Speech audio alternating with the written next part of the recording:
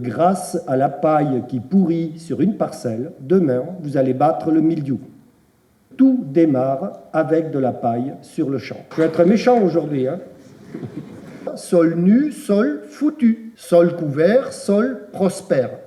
J'ai un lit dans cette maison et que je trouve une copine, c'est bon, je peux me reproduire si le frigo est plein.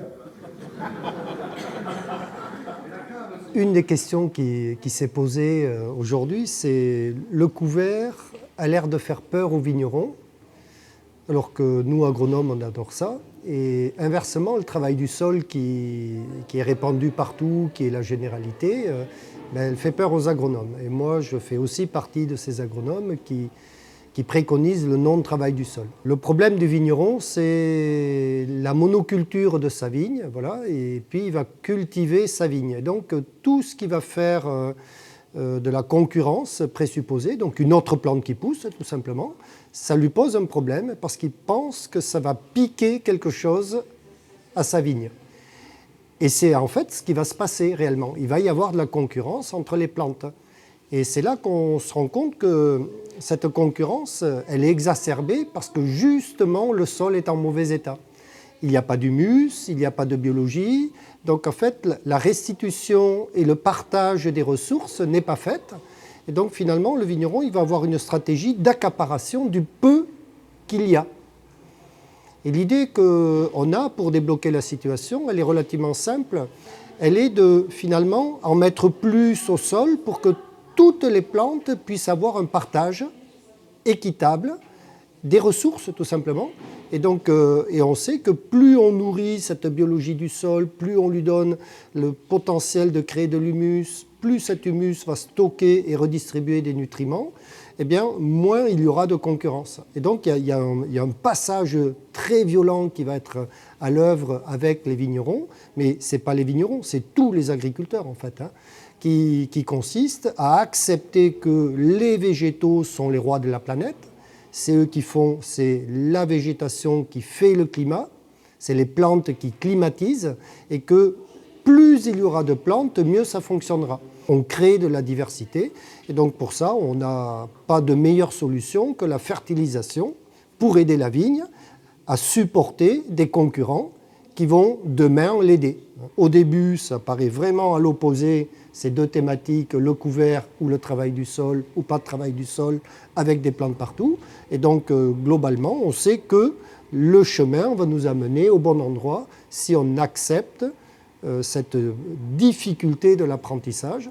Et en fait, je sais que les paysans, en règle générale, ils le font bien, parce qu'ils sont parmi les individus ou les entrepreneurs les plus innovateurs du monde, puisqu'en permanence, ils vont se réadapter.